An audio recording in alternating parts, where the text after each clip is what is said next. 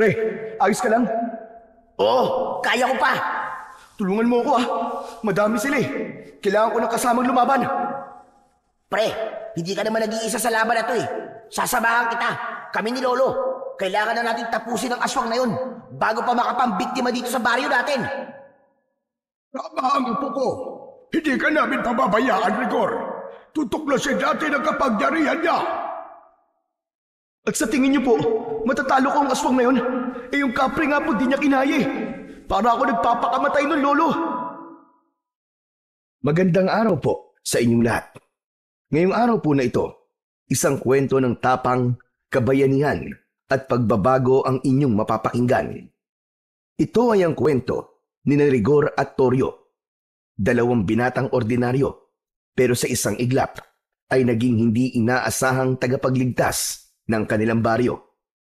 Nangyari ito dahil sa tulong ng isang bagay na hindi nila inaasahan. Yun ay walang iba kundi ang tabako ng kapre. Pero paano kaya nagsimula ang lahat? Paano ito napunta kay Rigor? At anong sikreto ang tinataglay ng tabakong yon? At paanong naging susi ito sa paglaban sa mga aswang na sumugod sa kanilang baryo? Ngunit bago po ang lahat mga idol, huwag po nating kalimutan mag-subscribe at i-hit ang notification bell sa aking YouTube channel na The Voice Addict at Apong Isaak para sa mas marami pang makapigil hiningang kwentong aswang at katatakutan mula sa mundo ng kababalaghan. Umpisahan na po natin ang kwento. Sa ilalim ng lumang tolda sa isang sari-sari store, nakatambay ang dalawang magkaibigan. Nakaupo sila sa upuan na ang isang paa ay nakaangat. May hawak na bote ng alak sa kanang kamay at yose naman sa kabila. Panay ang hit-hitbugan nila, tawanan at tagay at paulit-ulit. Sila ay sina Rigor at Torio, magkababata, magkaibigan at tinatawag sa bansag na sunog baga tandem. Araw-araw silang nakabalandra sa tindahan ng baklitang si Barbie. Amoy alak at usok ng sigarilyo palagi. Si Rigor, payat na matangkad, laging nakasando na butas-butas. Samantalang si Torio naman ay mataba, bilugan ng tiyan, mahaba ang buhok sa batok, palaging may sombrero na may tatak ng isang brand ng sigarilyo. At sa araw ng yung panay ang paypay nila habang lumalaklak ng alak. Grabe, ang init talaga, no? Di ko na matake to, pare Whew! Kalma lang. Alam mo yung init na yan, iniisip mo lang yan eh. Huwag mong isipin para hindi mainit. Sus, paano di ko iisipin? Tignan mo, tagaktak na ang pawis sa noo ko. Pambihira naman kasi ito si Barbie. Abay, malaki na ang kinikita sa atin ito at di man lang tayo malibre sa electric pan. Walang sense of customer service eh. Di marunong pahalagaan ng customer niya. Hoy, hoy, hoy. Anong chika yung hindi ako marunong mag-customer service, ha? Aba, I think again, ha? Kung ililibre ko pa sa inyo yung kuryenteng pang-electric fan, aba, lugi na ang beauty ko niyan. Ang taas-taas na kaya ng kuryente ngayon. Tapos, panay pa kayo hingi ng discount? Diyos ko, ha? Ngayon, electric fan pa talaga. Grabe kayo, mga walang hiyang to. Gusto nyata mawalan ako ng negosyo Che! Grabe ka naman. Dami mo naman kagad sinabi. Hayaan mo na yan, pre. Pero may punto naman si Barbie.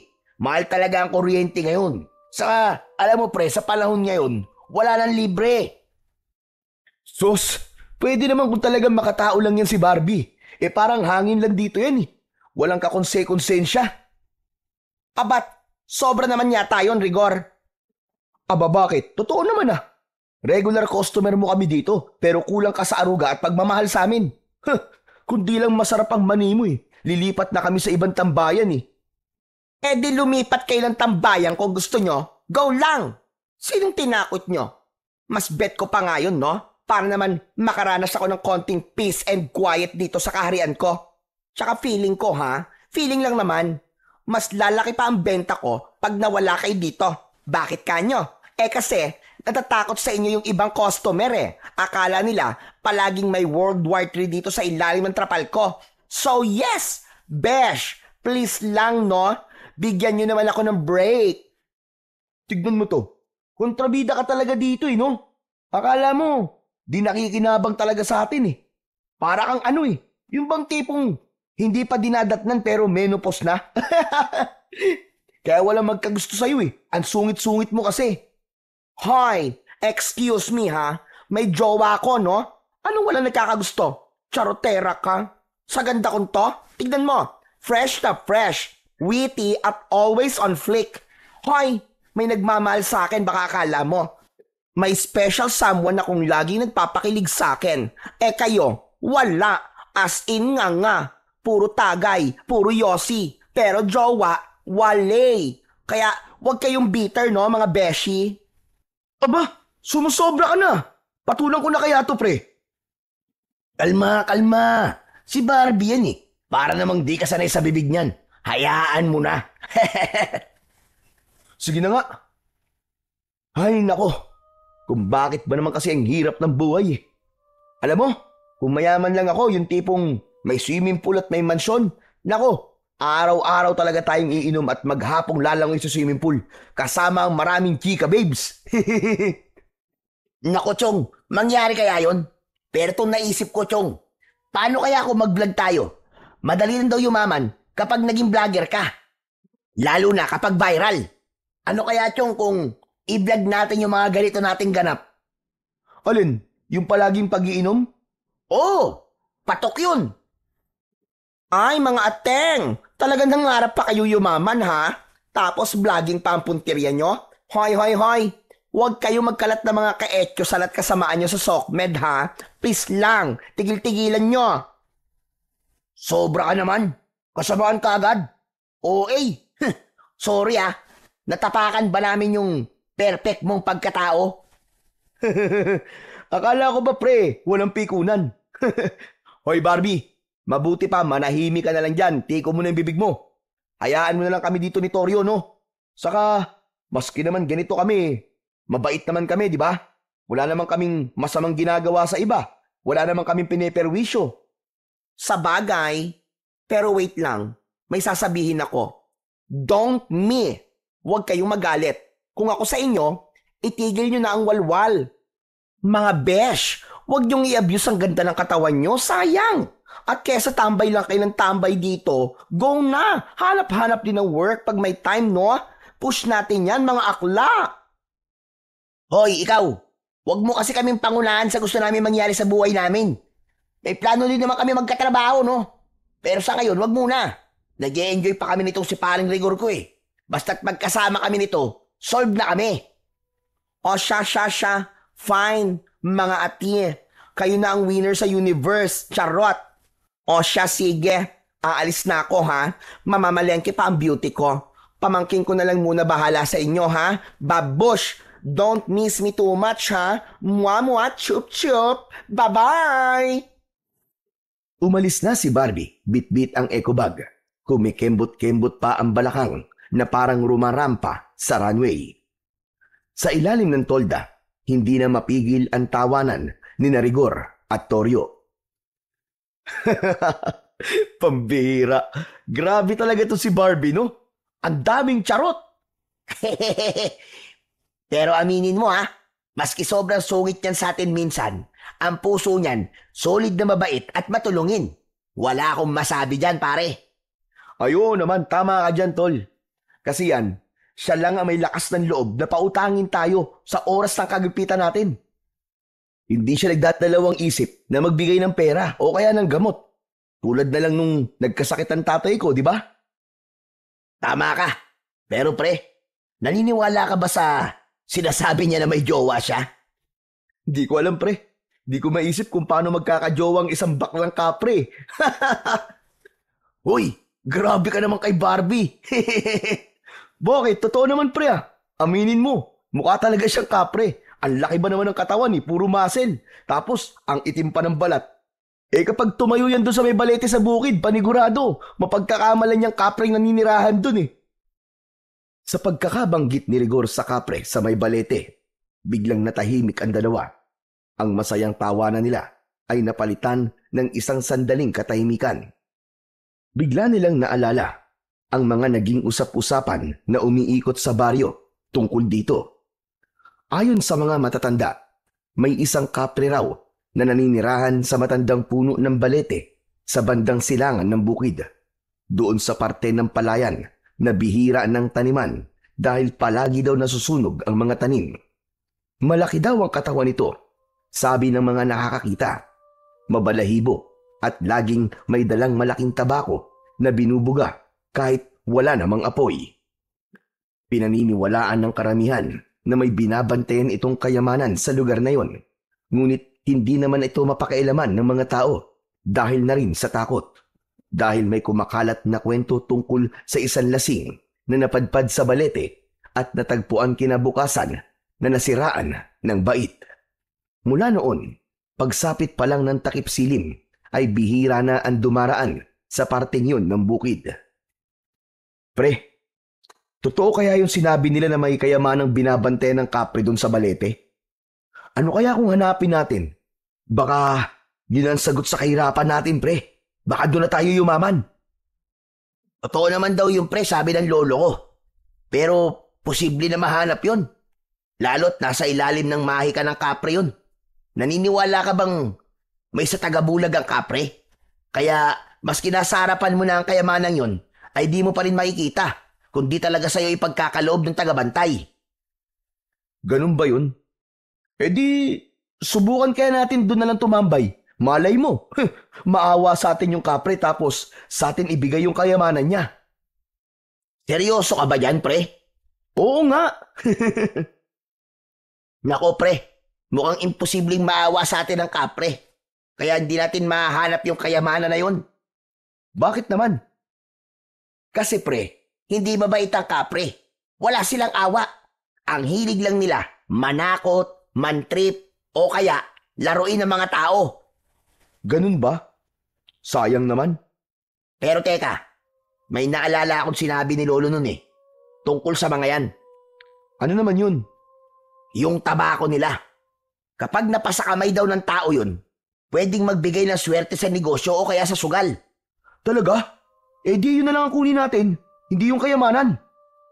Hindi ganun kadali yun, Rigor. Una sa lahat, hindi basta-basta lumalabas ang kapre. Pangalawa, hindi rin nila basta binibitiwan ang tabako nila. Eh paano kung agawin natin? Aba, mas lalong hindi pwede. Delikado yun, no? May sumpa ang tabako kapag kinuha mo sa masamang paraan. Ay ganun ba? Eh paano kung hingin na lang natin ng maayos? Pwede siguro, pero may kapalit yun, sigurado ko. Subukan natin, Toryo. Maski ilang gabi lang. Sigurado ka ba talaga? Oo nga. Ano, deal? Mamayang gabi. Pagkatapos natin dito, daan tayo dun. Sige, ikaw ang bahala. Yun ang trip mo eh. Pagkatapos ng mahabang araw ng pagtatambay, nagpasya na sina Rigor at Toryo na tumayo at maglakad papunta sa gitna ng bukid. Doon sa lugar kung saan matagal nang sinasabi ng mga matatanda na may kapring naninirahan. Ang daan papunta sa puno ng balete ay makipot at medyo masukal. Sa magkabila ang gilid ay may matataas na damo na halos abot tuhod. Tahimik ang paligid. Tanging ang mga huni lamang ng kuliglig at tunog ng kanilang mga yabag sa tuyong damo ang kanilang naririnig.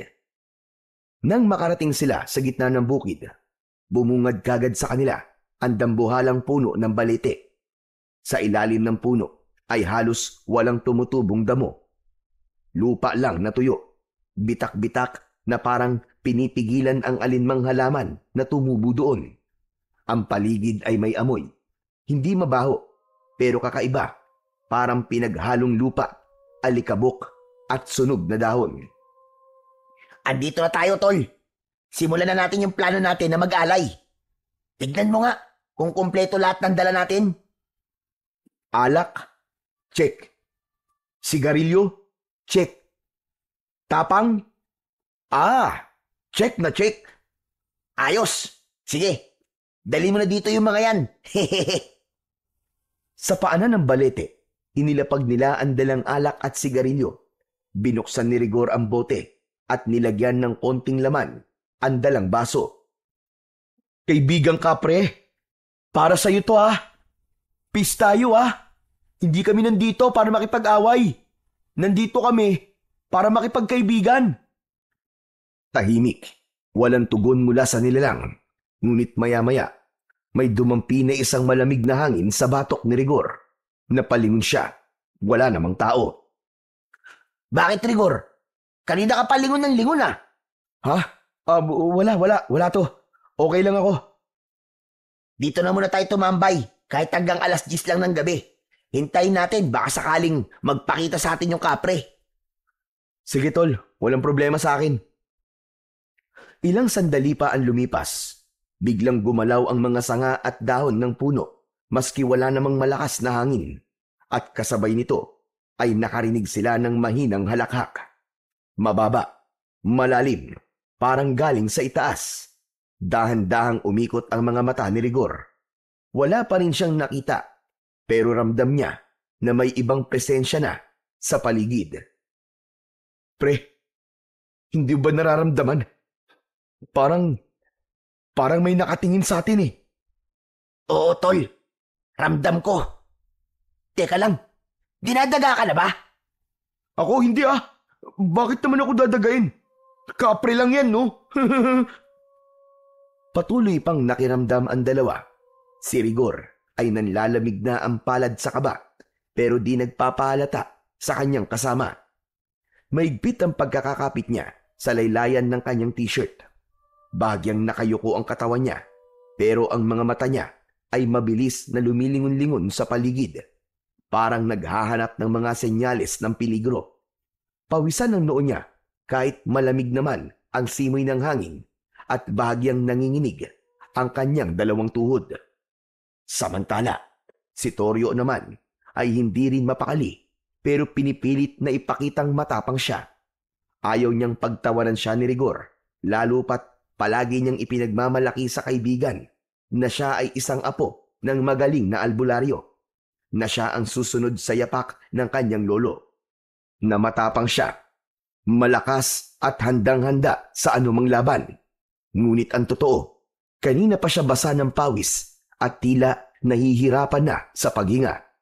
Sa kabila ng pagtapang-tapangan niya, halata na ang takot sa kanyang mga mata. Parehas silang walang imik, pero bigla na lang nakarinig sila ng isang malakas na tunog. May nabaling sanga at bumagsak ito sa harap nila. Nagkatinginan silang dalawa at sabay na patingala, ngunit wala naman silang makita sa itaas. Sa halip ay patuloy lang ang pagbaba ng mga sanga na parang may umaapak na mabigat na nilalang. Bigla ding umalingasaw ang isang mabahong amoy. Toryo, hindi kaya yan na yung kapre? Rigor, tara na. Hindi ko na gusto ito nangyayaring to. Ayoko na. Umuwi na tayo. Hindi na napigilan ni Toryo ang sarili. Umamin siya kay Rigor na nagsisimula na siyang matakot. Dahan-dahan silang napaatras. Ngunit nakakailang hakbang pa lamang sila ay muli may narinig silang mababang halakhak. Mas malapit, mas malinaw. Anong ibig niyong sabihin? Aalis na kayo? Pareho silang natigilan at nagkatinginan sa isa't isa. Pareho silang tila natuod, hindi makagalaw sa kanilang kinatatayuan. Sa itaas ng punong balete, unti-unting lumitaw ang isang kapre. Isang dambuhalang nilalang. Malaki ang katawan, maitim ang balat, mabalahibo mula ulo hanggang paa. Ang kanyang mga mata ay pulang-pula, nanlilisik at tila umaapoy sa dilim ng gabi. Ang ilong nito ay malaki, malapad ang bibig at may mahahabang ngipin na naninilaw. Matalim, may hawak itong isang malaking tabako na nagbabaga pa at may amoy na masangsang na parang pinagsamang sunog at bulok na dahon. Hindi ito gumagalaw, palipat-lipat ang tingin sa kanilang dalawa. Rigor! Rigor! Takbo na tayo! Ngunit hindi pa rin sila makakilos. Parang may humahad lang sa bawat galaw nila. Narinig nilang tumawa ang kapre. Umalingaw-ngaw ito sa kabukiran. Nagsimula na itong bumaba mula sa puno. Diyos ko, Diyos ko! Anong gagawin ko? Anong gagawin ko? Ah! Pinilit na iniatras ni Toryo ang kanyang isang paa. At sa wakas, naihakbang niya ito paatras. Doon na bumalik sa normal ang kanyang pagkilos. Rigor! Takbo na! Takbo! Sa sigaw na yun, doon palang natauhan si Rigor. Humakbang na rin siya palayo sa nilalang. Habang patuloy na tumatakbo si Rigor at Toryo, narinig nila ang malalaking yabag sa kanilang likuran. Toryo, bilis! Hinahabol tayo ng kapre! Bilis! Alam ko! Huwag mo na sabihin! Ah! Tila walang katapusang takbo ang ginawa ng dalawa. Hindi na nila alintana kung saan sila tumatakbo. Sa pilapil, sa palayan, sa masukal na damuhan. Lahat tinatahak nila nang hindi iniintindi ang sakit sa binti, ang hapdi at gasgas sa tuhod, at ang pagod na halos ikamatay nila. Nang sumulyap si Rigor sa likod, nakita niyang nasa isang dipa na lamang ang layo ng kapre sa kanila. Nakayuko ito pero nakaangat ang ulo. Halos sumayad ang kamay sa lupa at ang mga mata nitong pula ay diretso pa rin na nakatitig sa kanila. Isang saglit pa, inabot ng kapre ang isa sa mga sanga sa punong nadaanan nila. Naputol yun at inihagis sa direksyon nila. Tumama ito kay Toryo na agad tumilapon sa putikan. Toryo! Toryo, dali! Tayo! Basang-basa at nabalot ng putik ang katawan ni Toryo. Sa takot na abutan ng kapre, tumayo kagad ito. Pilit na di ininda ang kirot na nararamdaman sa kanyang kaliwang braso. Nagsimulang umambon, dumulas ang daan, ngunit hindi pa rin sila tumigil. Sa likod nila, naririnig pa rin nila ang mga yabag at halakhak. Hindi pa rin ito tumitigil. Nagpatuloy sila hanggang sa napansin na nila ang liwanag mula sa poste ng kalsada. Pagkalabas nila sa madilim na bahagi ng bukid, saka lang sila huminto. Hingal na hingal, lupaypay, at tila babagsak na anumang oras. Habang kapwa hingal, pinilit ni Rigor na lingunin ang dinaanan nila. Dahan-dahan siyang tumalikod habang nakatayo pa rin sa ilalim ng ilaw ng poste. Kinusot niya ang kanyang mga mata. Wala na ron ang kapre na humahabol sa kanila. Tahimik na ang paligid, maliban sa tunog ng patak ng ulan. Wala na yung kapre, Toryo. Napatingin si Toryo, basang-basa, nanginginig pa rin. Napaupo siya ng dahan-dahan sa gilid ng kalsada. Diyos ko, mabuti naman. Anak ng putya, oh. Akala ko talaga madadali na tayo ng kapre na yun eh. Oh, anong nakakatawa? Wala. Naalala ko kasi yung itsura mo kanina nung nadapa ka dun sa putikan.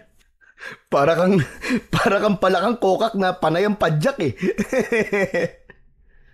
Buisit ka. Nakakatawa pala yun sa'yo ha. Na hindi mo nga ako tinulungan eh. Muntik na kaya ako dun. Wala kang kwentang kaibigan. Iiwan mo talaga ako sa ere, no? Hindi naman. Hindi na kita tinulungan kasi alam ko naman na kayang-kaya mo yun eh. Di ba palagi mong sinasabi na apo ka ng albularyo at ikaw ang susunod sa yapak niya? Abay, sa kapre lang eh. Tiklop na tiklop ka. Bigla ka nanigas.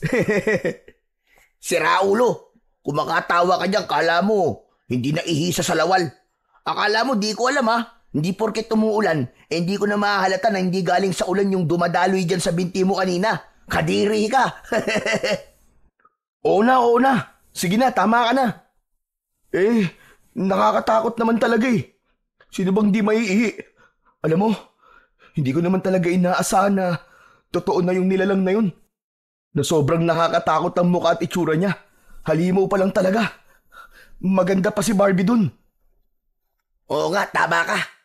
Malayong di hamak na nakakatakot ang itsura ng kapre na yun kesa kay Barbie. Sinabi mo pa. O ano? Tara, uwi na tayo. Oo, tara na.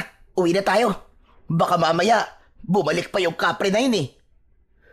Sabay na naglakad ang dalawa. Ngunit nang papaliko na si Rigor sa kabilang daan pa uwi, napalingon siya kay Toryo. Napakunot ang kanyang noo. Teka pre, ano nangyari sa'yo? Ayos ka lang ba? Napatigil si Toryo. Halatang nagulat sa tanong. Napahawak siya sa sariling balikat. Ewan, medyo masakit tong balikat ko eh. Ito yata yung tinamaan ng sanga kanina. Naalala ko parang may tumunog mula sa loob eh. Pero hindi naman masyadong masakit. Kaya ko pa naman. Patingin nga ako. Naku, Chong. Masama yata ang tama mo ah. Pre, baka nabali ito. Tignan mo oh. Subukan mo ang ituwid ang balikat mo at itaas mo yung kamay mo. Napansin ko kasing nakalaylay lang eh. Pre, ayaw eh. Wala akong maramdaman. Naku! Sabi ko na nga be. Halika, samahan na kita pa uwi sa inyo. Baka sakaling kaya pa tong remedyoan ng lolo mo. O wag na pre. Baka sermonan lang tayo nun kapag nalaman niya ang ginawa natin eh. Titiisin mo yan? Sigurado ka? Eh wala naman akong ibang kilalang marunong manghilot ng ganyan dito, kundi ang lolo mo lang. Hay nako. Sige na, sige na. Tara na kay lolo. Bahala na si Batman. Mabilis na nakarating ang dalawa sa bahay ni Ka Pablo, ang lolo ni Toryo. Halos mag-aalas 10 na ng gabi. Dahan-dahan silang naglakad palapit. Napansin nilang bukas pa ang bintana. Sa liwanag ng lumang bombilya na nakasabit sa poste, sumungaw ang anyo ni Toryo at Rigor. Basang-basang parang sisiw, putikan mula ulo hanggang paa at halatang pagod na pagod. Agad silang napansin ni Ka Pablo at noon ay nasa harap na ng bahay. Tangan ang isang tasa ng kaping barako na umuusok pa. Prente itong nakaupo sa kawayang upuan at nakasayad ang mga paang hubad sa semento. Tila di alantana ang lamig. Napakunot ang noo nito nang makita ang dalawa.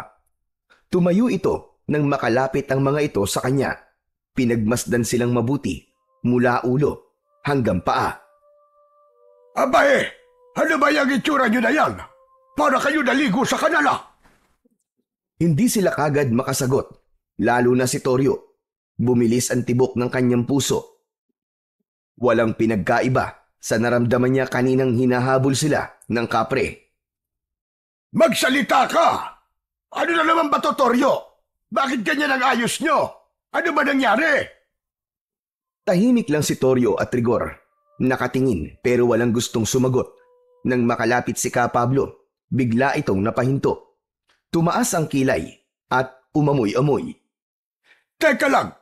Ano ba itong naaamoy ko? Parang amoy usok. Amoy yosi. Normal lang po yun, Lolo. Naninigarilyo kami, kaya amoy yosi kami.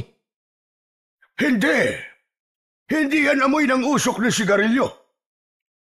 Aba, amoy kapre kayo. Po? Paanong? Saan kayo galing, ha? Anong kabalbalan na naman ang pinasok nyo? Huwag niyong sabihin wala. Huwag niyo akong gawin tanga. Wala naman po talaga, lolo eh. Nag-inom lang po kami doon sa tindahan ni Barbie. Tapos inabutan po kami ng ulan pag uwi. Huwag ka magsinungaling sa akin, Toryo. Damuho kang bata ka. Kukutosan kita dyan. Napasinghap si Rigor at bahagyang napaatras. Parang batang nasermonan ng sariling ama. Si Toryo naman, tila nabigla rin at agad napayuko. Hindi makatingin ng diretso sa kanyang lolo. Hindi kumikilos si Ka Pablo. Tahimik siyang nakatitig sa dalawa. Ilang beses ko ba sasabihin sa'yo, Toryo, na ang taong palaging nagsisinungaling ay unti-unting nawawalan ng dangal. Kahit kailan talaga, walang mabuting idudulot ang kasinungalingan. Pati sarili nyo, niloloko nyo. Kasi lolo. Anong kasi? Ikaw talaga bata ka. Yang kasinungalingan mo talaga. Pag pinabayaan niyang ganyan, ewan ko na lamang. Baka kapag tumagal pa, hindi mo na alam kumilala ng tama at mali. Hindi pa rin nagsasalita ang dalawa. Bumuntong hininga si Ka Pablo. Saka palang lumambot ang muka. O sige, sabihin niyo na sa akin ang totoo. Ano ba talaga nangyari? Galing kayo sa bukid, ano? Anong ginawa niyo doon? Ano po, Lolo eh. Naku po, Lo. Hindi niyo lang po alam kung anong pinagdaanan namin kanina. Akalain niyo po yun. Totoo pala talaga ang kapre. At totoo palang nakatira talaga yun doon sa puno ng balete. Maniwala kayo, Lo. Nagpakita siya sa amin. Hinabol pa nga kami. Kaya po kami nagkaganito. Biglang nabitiwan ng matanda ang tasa at natapon ng kape sa sahig. Matapos ay mariing tumitig sa dalawa. Mga gunggong! Mga ulo niyo puro yabang, pero wala namang laman! Sinabi ko na sa iyo, Toryo, huwag kang basta-basta lumalapit sa lugar na yon! Ano po kasi, Lo eh. Gusto lang po naming... Anong gusto? Anong gusto niyo, ha? Hindi niyo ba alam na lahat ng hahangarin niyo na pagmamayari ng kapre ay may kabayaran? Pabihira kayong dalawa! Ano bang pumasok niyan sa kokote niya? Lo, tama na po. Huwag niyo na pong pagalitan si Toryo. Ako po ang talaga may kasalanan. Ako po nag-iya sa kanya na pumunta ron para subukan kung totoo bang may kapre nga na nagbabantay ng kayamanan sa lugar na yun. Kayamanan! Aanin niyo kung meron nga. Kukunin niyo. Gagamitin para magyabang, ganun ba? Para magpakasasa sa mga bagay na panandalian lamang. Hindi niyo ba alam na sa ginawa niyo, para kayong humukay ng sarili niyong libingan? Lo, hindi naman talaga namin nakalain na totoo yun eh. Sinakyan ko lang naman kasi ang trip nitong si Rigor eh. Anong sinakyan? Ikaw kaya yung panay ang kwento na kung sakaling di natin makukuha ang kayamanan eh, yung tabako ang pwede natin puntiryain kasi may dalang swerte. Totoo naman yun. Pero hindi pa rin maganda yung hahangarin niyo ang isang bagay na hindi naman sa inyo. Lalo pat pagmamayari ng isang nilalang na hindi naman tao. Bakit po, Lo? Ano po bang mangyayari? Yan! Yan ang problema sa inyo. Sugod kayo ng sugod nang wala kayong alam. Yang mga nakakatakot na nilalang, kasama na ang mga engkanto, maligno, duwende at iba pa, ay hindi lang para sa mga kwentong takutan. Dahil ang bawat alamat o kwentong bayan ay may pinanggagalingan. At ang mga nilalang may dahilan kung bakit hindi dapat ginagambala. Pasensya na po, Lo. Hindi na po kami yung ulit. Nangangako po ako na kahit ano pong mangyari, hindi na po kami lalapit dun sa balete. Dapat lang na di na kayo umulit. Alam nyo, hindi naman ako galit na nakakita kayo ng kapre. Galit ako kasi isinugal nyo ang buhay nyo nang hindi man lang nag-iisip. Kung kayo nasaktan o nakuha ng nilalang na yun, ano na lang ang mararamdaman ng mga magulang nyo sa inyo? Sige nga, isipin nyo. Tapos magsisinungaling pa kayo sa akin. Opo, naiintindihan ko na po, Lolo. Pasensya na po ulit. Ang pasensya may hangganan. Pero ang kasutilan, kapag paulit-ulit nagiging ugali, at ang ugaling masama, mahirap nang itama. Kaya ngayon pa lang, itigil nyo na ang pagsisinungaling. Dahil hindi lang kapag nasanay sa kasinungalingan, darating ang panahon na hindi na ito marunong magsabi ng totoo kahit na kailan. Opo, Lo. Hindi na po kami magsisinungaling. Kaya sasabihin ko na rin po na si Toryo po, tinamaan po ng binatong sanga ng kapre. Mukhang nabali po yata yung balikat. Ano ka mo? Wala, sige. Pumasok kayo sa loob at titignan ko. Agad na pumasok ang matanda at sinundan naman ito ng dalawa. Sa loob ng bahay ni Ka Pablo, agad nilang naamoy ang halimuyak ng langis ng nyog at ang mga bawang na nakasabit sa may bintana. Maliit lang ang kubo. May isang lumang banig sa sahig, isang altar sa sulok at mga bote ng langis at dahon sa ibabaw ng mesa. Huwag kang kikilos. Daan-daan lang. Sabihin mo kung saan ang masakit. Tahimik lang si Toryo habang tinitignan ng matanda ang kanyang balikat. Pinisil-pisil ito, marahan, ngunit may bigat. Napangiwi ang binata dahil sa sakit. Diyan! Aray, aray! Aray, lo! Diyan po! Ang sakit! Namaga na nga. Hindi bali. Kaya pa to. Mabuti't hindi na bali ang buto. Pero namulawan ang litid. Malakas ang pagkakabato sa'yo. Dumampot si Ka Pablo ng isang bote ng langis. Kumuha rin siya ng dahon ng sambong at piniga ito sa kanyang palad. Nagbuo siya ng konting langis dito at saka pinahid sa balikat ng apo. Napaigik ang binata, ngunit hindi umangal. Tiisin mo! Hindi to karaniwang hilot lang. Ginagamot ko, hindi lang ang pilay mo, kundi ang bakas ng nilalang na itinanim niya sa'yo. Ano po? Bakas? Ano pong bakasyon, lolo? Hindi sumagot ang matanda. Bagkos ay sinimulan na nitong muli na himasin ng may diin at ritmo ang balikat ng apo. Paikot-ikot ang daliri at sabay bulong at ihip sa balikat na masakit. Hindi maintindihan ni Rigor at Toryo ang ibinubulong ng matanda, pero parang galit, parang may sinasawata at itinataboy. Matapos ang ilang minuto, kinuha ni Ka Pablo ang isang pulang sinulid mula sa isang kahon at itinali ito sa braso ni Toryo. Huwag mo yang aalisin sa loob ng 3 araw. Pananggayan, habang hindi pa lubos na napuputol ang bakas ng inkwentro nyo sa nilalang na yon. Kailangan mong mag-ingat. Bakit po, lo? Ibig po ba sabihin, hindi pa talaga kami tatantanan ng kapre na yon? Hindi basta-basta ang nilalang na yon, apo.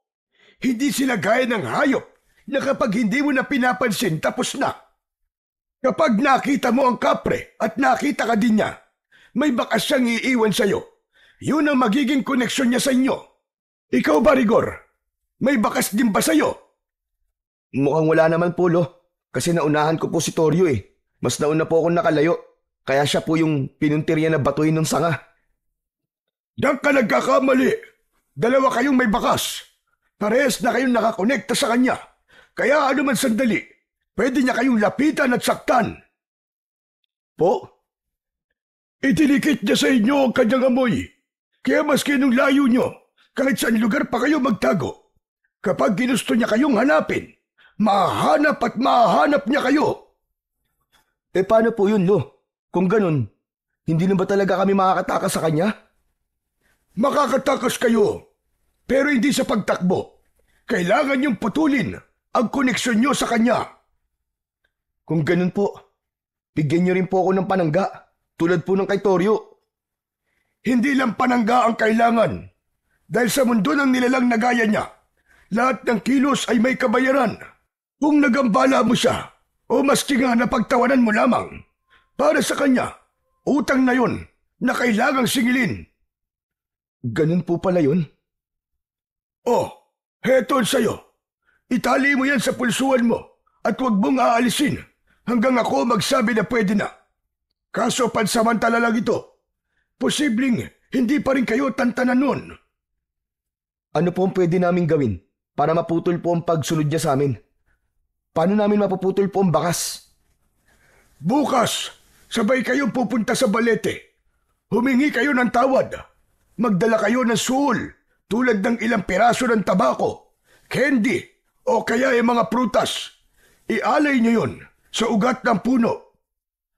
Ano, lo? Lalapit ulit kami sa puno ng balete? Lo, paano kung magpakita po ulit sa amin yung kapre? Hindi yun magpapakita ng basta-basta, lalo na tumaga. Madamot ang kapre, pero kaya niyang kumilala ng pusong marunong umako ng pagkakamali. Sige po, lo. Gagawin po namin yung bukas. Di ba, Toryo? Oo na. Kumusta na ang pakiramdam mo? Ayos na ba? Opo, mas mabuti na po kaysa kanina. Tignan niyo po, naigagalaw ko na po. Mabuti naman. Ang gagawin na lang natin ngayon ay ang maghintay na maayos ang lahat ng gulong ito. Siya nga pala, Rigor. Malalim na ang gabi. Mabuti pa ay umuwi ka na. Po? Ako po uuwi. Oo, at baka mamaya hinahanap ka na ng mga magulang mo. Dahan-dahang lumapit ang binata sa bukas na pinto. Sumilip siya sa labas. Tahimik ang kalsada. May ilaw sa mga poste, pero may ilang bahagi na madilim at napansin niya rin sa kabilang kalsada ang dalawang maliit na tila bolang apoy na nakalutang sa hangin. Hindi niya maipaliwanag pero bigla siyang nangilabot. Naalala niya ang mapupulang mga mata ng kapre. Ganun na ganun ang tingkad. Mabilis siyang umatras at parang batang takot na nagtago sa likod ng matandang albularyo. Lo, wag na lang po kaya akong umuwi ngayon. Pwede po bang dito na po muna ako matulog? Ano ka mo? Abay bakit naman? May nakita po ako sa labas eh. 2 bolang apoy po. Mapula po, Lo. Ano ka mo? Ibig sabihin nandyan ang kapre. Ibig sabihin, nakabantay siya sa inyo. Ibig sabihin nun, hindi pa siya tapos. Galit talaga siya sa inyo. Lumapit si Ka Pablo sa pinto at isinara yun. Bumulong ito ng dasal bago bumalik sa dalawa. Sige, mabuti pa nga dito ka na matulog. Hindi ligtas ang gabi sa labas ngayon. Toryo, bigyan mo ng bihisin itong kaibigan mo. Opo, Lolo. Matapos magbihis ang dalawa, ay nahiga na sila sa banig. Magkatabi silang dalawa. Samantalang si Ka Pablo ay sa upuang kawayan inihiga ang kanyang katawan. Payapa silang nakatulog ng gabing yun. Ngunit kinabukasan, paggising nila, hindi na makakilos si Toryo. Namimilipit ito sa banig, nanginginig at halos hindi na makapagsalita. Nilalagnat pero malamig ang katawan. Takot na takot si Rigor sa kanyang nakikita. Lo, ano po nangyayari sa kanya? Hindi naman po siya ganyang kagabi ah. Hinawakan ng matanda ang kanyang apo sa pulso. Tapos ay sa noo. Umiling siya at tumitig kay Toryo. Ayaw siyang tigilan ng kapre. Po, hindi ba't nabigyan niyo na po siya ng proteksyon? Ano po nangyari? Oo, binigyan ko siya ng panangga. Pero mukhang hindi yun sapat. Mukhang malaki ang galit sa inyo ng kapre. Malakas at mabangis siya. Napaupo si Rigor sa gilid ng banig. Pinagmasdan niya ang kaibigang si Toryo na hindi sila naririnig. Pawis na pawis ito kahit malamig ang paligid. Tapos ang kanyang mga mata ay namumula. Pero Lo, bakit ganun? Ba't siya galit sa amin eh? Wala naman po talaga kaming nakuha eh. Umalis nga kami kaagad nung hinabol kami. Hindi lang bagay ang binibilang ng kapre. Maski yung pangiistorbo sa kanya, yung paglapit ng walang paalam, lahat yun pagnanakaw na sa tingin nila. Anong gagawin natin ngayon, Lo? Kung di sapat ang panangga, paano natin siya ililigtas? Mapapagaling niyo pa po ba siya? May paraan, pero mahirap gawin. Teka lang, diyan ka lang muna at may kukunin lang ako. Tumayo ang matanda at kinuha ang lumang kahon ng kanyang mga gamit bilang albularyo. Binuksan niya yon at inilabas ang isang balisong na may ukit, ilang piraso ng itim na kandila at maliit na sisidlan ng asin. Kakailanganin natin makipagayos, pero para makuha natin ang atensyon ng kapre, kailangan may hawak tayong bagay na mula sa kanya. Kung makakakuha tayo ng kahit piraso ng balat ng puno niya o kahit isang hibla ng buhok niya, basta may ugnayan sa kanya. Kung makakakuha tayo ng ganon, pwede nating gamitin yon para mapilit siyang makinig. Ibig sabihin, Lo, kailangan lumapit sa kanya at manguha ng bagay na mahalaga sa kanya? Eksakto! Bakit po ako? Abay, sino pa ba ang aasahan mo? Ako? Siraulo ka. Matanda na ako. Ugod-ugod na. Pero Lo, natatakot po ako eh. Huwag kang matakot. Kailangan mong gawin ito. Dahil pagkatapos niya sa apo ko, sigurado ko na ikaw naman ang isusunod niya. Tahimik na nag-isip si Rigor. Tumingin siya kay Toryo, tapos kay Ka Pablo. Hindi niya gusto ang ideya, pero alam niyang wala na silang ibang pagpipilian. Sige po, kung kinakailangan gawin, gagawin ko po. Kahit delikado. Basta gumaling lang po si Toryo. Salamat! Salamat sa pagmamalasakit mo sa apo ko. O heto, kunin mo. Maaari mong gamitin yan kapag nagkaroon ng aberya sa paglapit mo sa kapre. Ano po ito, Lo? Ito ang tinatawag naming balisong na dungaw. Iniabot ni Ka Pablo ang balisong kay Rigor. Maingat itong kinuha ng binata at habang hawak-hawak ay hindi niya napigilang pagmasdan ang kakaibang anyo nito. Balisong na dungaw? Ano naman pong klaseng salita yun? Ang ibig sabihin ng dungaw ay iyak o panaghoy sa patay. Ito ang ipinangalan sa balisong na to dahil sa madugo nitong kasaysayan. Talaga po? Ang astig naman. Ano po bang kasaysayan nito? Ang sandata na ito ay dating pagmamayari ng pinakamalupit na antingerong si Apo Itap. Kinatatakutan siya ng lahat ng mga nilalang ng dilim noon. Mga aswang, tikbalang, engkanto at iba pa. Pinagmasdan pa ng mabuti ni Rigor ang balisong.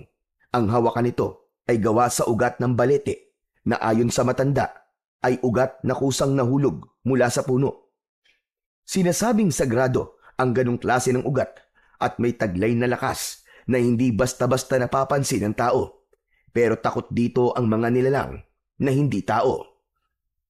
Ang sukat nito ay sakto lang sa palad ni Rigor. Mga 8 pulgada ang haba ng talim at 3 pulgada naman ang hawakan. Ang talim ay makinis. May mga ukit na tila sinaunang simbolo. Sa gilid naman ng hawakan, may tali ng pulang sinulid na nakapalupot. Ang sinulid na ito ay panagarit tulad ng ibinigay ko sa inyo. Kapag hawak mo ito, hindi makakalapit kagad sa iyo ang kahit na anumang nilalang. Para bang may harang. Pinisil ng binata ang hawakan ng balisong habang iniisip ang mga sinasabi ng matanda. Ramdam niya ang malamig, ngunit mabigat na enerhiya mula rito. Hindi man niya aminin sa kanyang sarili. May halong kaba at pagkamangha sa biglang pagpasok ng ganitong responsibilidad sa buhay niya. Hindi lang ito tungkol sa paggaling ni Toryo, kundi tungkol sa kung hanggang saan ang kaya niyang gawin para mailigtas lang ang kaibigan sa galit ng kapre. Kinahaponan, mas lumala ang kalagayan ni Toryo. Paminsan-minsan ay nawawalan ito ng ulirat. Tapos kapag nagigising ay nagwawala at di makakilala. Hindi na rin makakain o makainom ng tubig. Pwede ka nang kumilos, Rigor. Tulungan mo ang apo ko na malampasan ang pagsubok na ito. Opo, gagawin ko po ang lahat, Lolo. Pilitin mo talaga makakuha ng anumang bagay sa kanya. Yun lang, Rigor. Yun lang ang pwede makapagligtas sa buhay ng apo ko. Dahil yung kapre, hindi natin pwedeng labanan ng harapan. Hanggat maaari, kailangan nating daanin sa usap, sa diplomasya, sa kasunduan. Dahil ayoko ng madugon labanan sa totoo lang.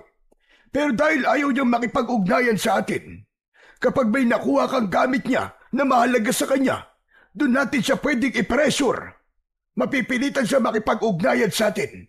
Ipapaalam natin na hindi natin isasauli ang bagay na yon hanggat hindi niya pinapatawad si Toryo. Kapalit ng bagay na yon, buhay ng kaibigan mo. Parang blackmail po, ganun po ba, Lolo? Oo, parang ganun na nga. Wala tayong ibang paraan. Tumango si Rigor. Dahan-dahan itong naglakad palapit kay Toryo. Toryo, aalis na ako ha. Huwag kang bibitiw ha. Hintayin mo ko. Matapos magpaalam kay Toryo, ay lumabas na siya ng bahay. Mabigat ang kanyang hakbang.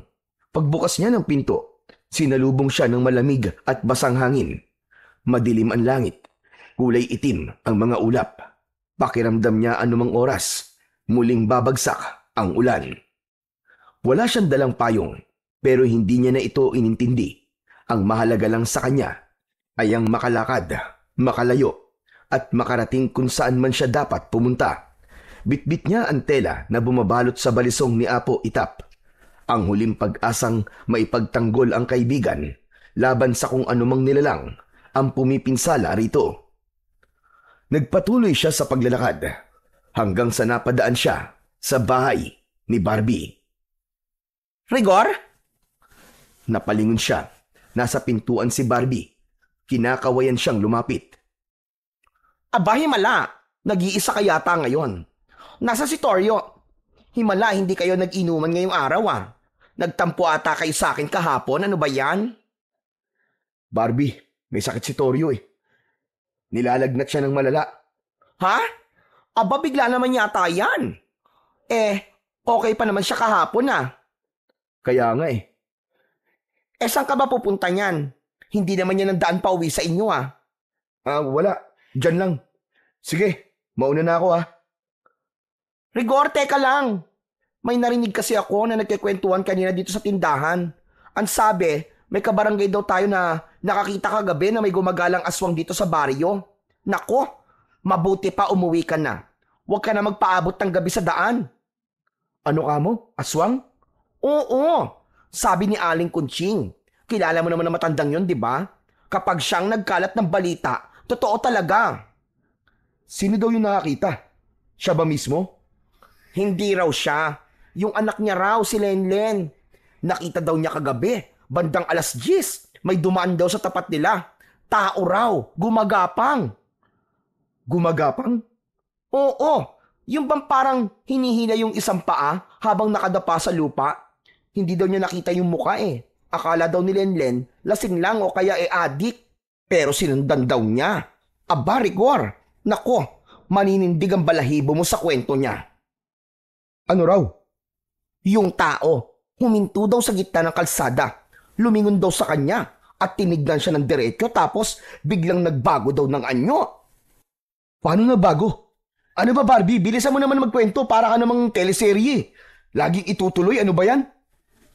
Eto na nga, chill ka lang. Ito na, ipapasto ko na ang chika. Yun nga daw, yung tao, bigla raw lumaki ang katawan, humaba ang kuko, at naging dambuhalang aso. Diyos ko po, hindi ordinaryong aso ha. Malaki raw na parang kalabaw, pero yung mata, matatalim at parang nag-aapoy. O diba? Tapos, tumakbo raw palayo sa direksyon ng norte. Doon sa may gulod. Baka raw nagpunta doon sa abandonadong bahay sa dulo ng kalsada. Doon sa dating bahay ni Mang Indo? Oo nga daw, doon nga pumunta. Paano naman nila nalaman? Sinundan nila? Aba, ewan ko. Yun lang ang nasblok dito sa tindahan ko eh. Pero hindi naman siguro yung charot-charot lang, no? Sus, gawa-gawa lang nila yun. Nagpapaniwala ka naman. Paano kung hindi? Nako, mabuti pa no, umuwi ka na, Rigor. Baka makasalubong mo pa yon. Huwag ka nang gala ng gala sa ganitong oras. Huwag ka mag-alala, Barbie. Di naman siguro ko tatargetin nun. Di siya mabubusog sa akin. Seryoso ko, Rigor, ha? Huwag mo tong gawing biro. Bigla silang natigilan nang may marinig na malakas na alulong mula sa hindi kalayuan. Tumagal ito ng ilang segundo. Napatingin si Barbie kay Rigor. Nanlaki ang mga mata at unti-unting namutla. Narinig mo yon, Rigor? Natigilan si Rigor, napalunok. Saglit siyang napatitig sa direksyon ng pinanggagalingan ng alulong. Walang sabi-sabi, agad na isinara ni Barbie ang kanyang tindahan. Pero si Rigor, pilit na binaliwala ang narinig. Imbis na umuwi, ay tumalikod siya at muling pinagpatuloy ang paglalakad. Palayo, patungo sa bukid. Muling tumahimik ang paligid, maliban sa mahinang paghuni ng mga kuliglig sa paligid. Nang muli niyang tignan ang kalangitan, maaliwalas na ito at nawala na ang itim na ulap. Lumitaw na ang mga bituin at buwan. Tuluyan na ring kinain ng dilim ang liwanag. Narating na ni Rigor ang lugar. Saglit siyang nagtago sa may damuhan. Hindi kalayuan pero sapat ang distansya para maaninag niya ng buo ang punong balete. Sa tulong ng liwanag ng bilog na buwan, naaaninag niya ang bawat sanga, bawat ugat na nakababa mula sa punong kahoy. At doon niya nakita ang kapre. Nakaupo ito sa isang makapal na sanga. Nananabako. Ang usok mula sa kanyang tabako ay umuusok pataas. Nakakuyakoy ang isang paa sa sanga, habang ang isa naman ay nakaangat.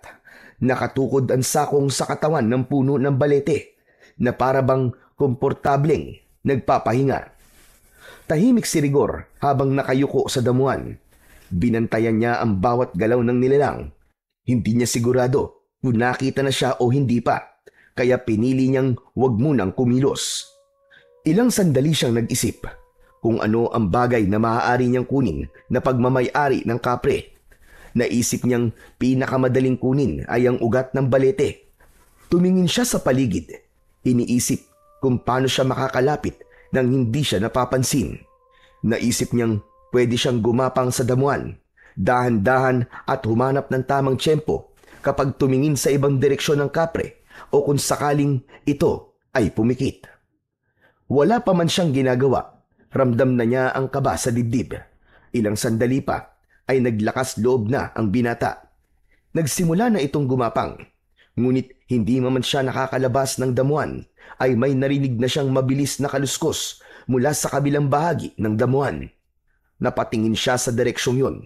Mula sa pagkakayuko, dahan-dahang iniangat ang ulo upang masipat kung ano ang pinagmumulan ng ingay. At sa hindi inaasahan, nakita rin niyang naging alerto ang kapre. Ang dati nitong nakakuyakoy na paa ay biglang iniangat.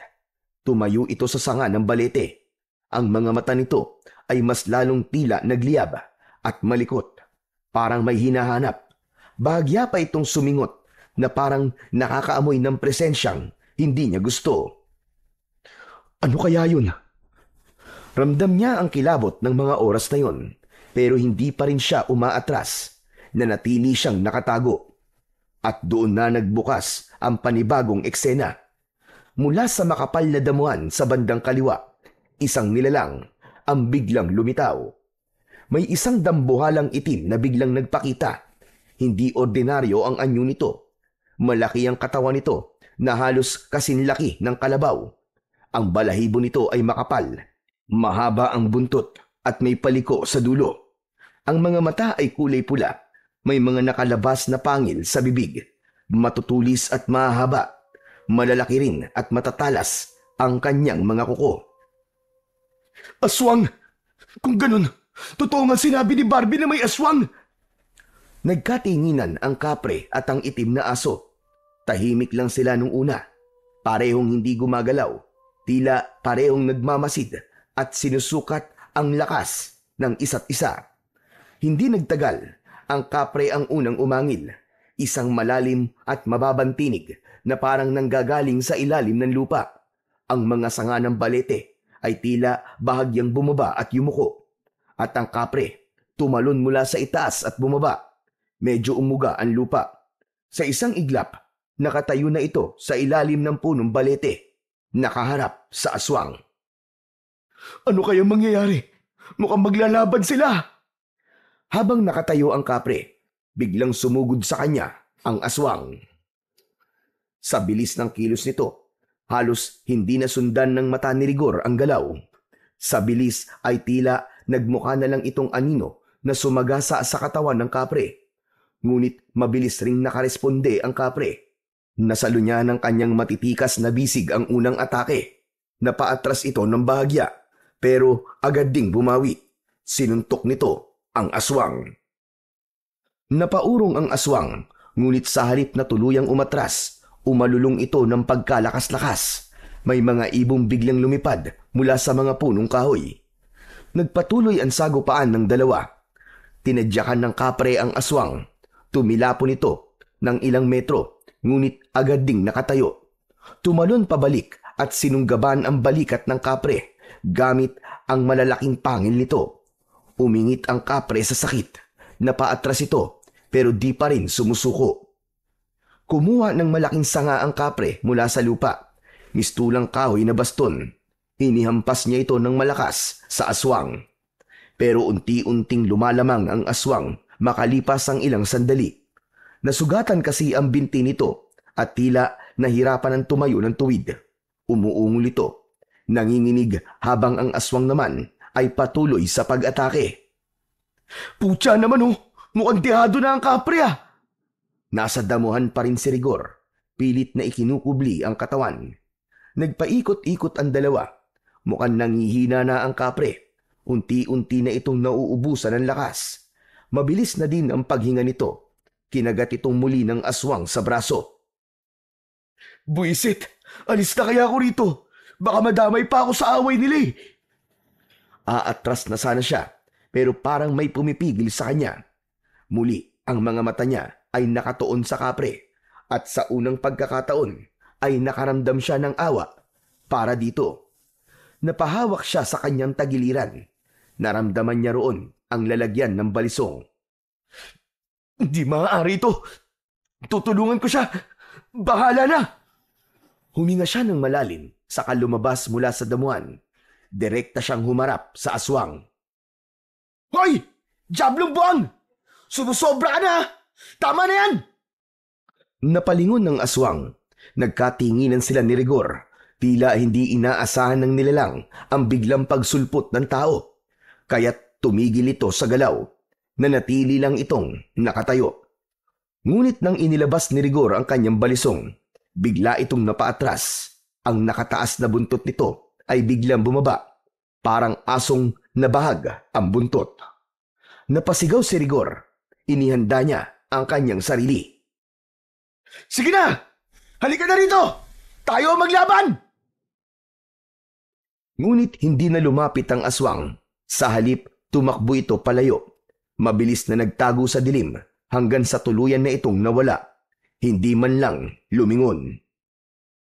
Oh! Ano nangyari doon? Natakot ba siya sa akin? Nagtaka ang binata. Maya-maya, ibinalik niya ang balisong sa kanyang taguan at nilingon ang kapre. Nakahandusay ito at nangihina. Nilapitan ito ni Rigor.